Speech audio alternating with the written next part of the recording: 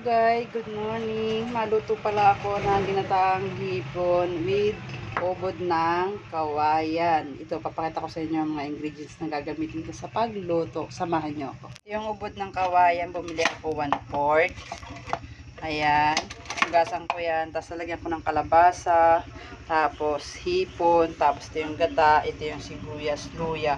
Tsaka tanlad sili. Ayan. Samahan nyo ko. Unang gagawin, lalagay natin dito yung mga ricado at gata. Ayan. Ganyan. Yung hipon. Ay, may tubig pa.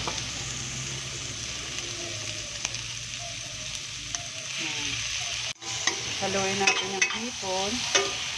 Ayan. Lagay na natin yung kalabasa. Ayan. Gata.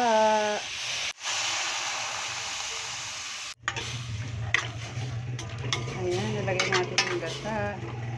Okay. Nalagay natin yung ubod. Lagyan natin paminta.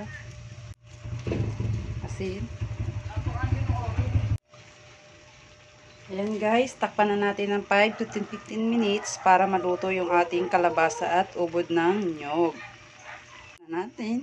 Wait na lang natin siya maluto. Tikman na natin kung okay na yung lasa ng ating ginataang kalabasa with ubod. Ayan, tingnan nyo. Ayan, buksan natin. Oh, diba?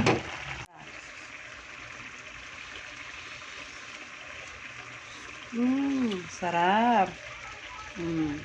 Luto na po ang ating ginataan. Yum, yum, yum. Luto na yung ating mga hipon. Luto na po ang ating ginataang ubod ng kawayan with kalabasa. Ayan, luto na po ang ating ubod ng kawayan at hipon at kalabasa.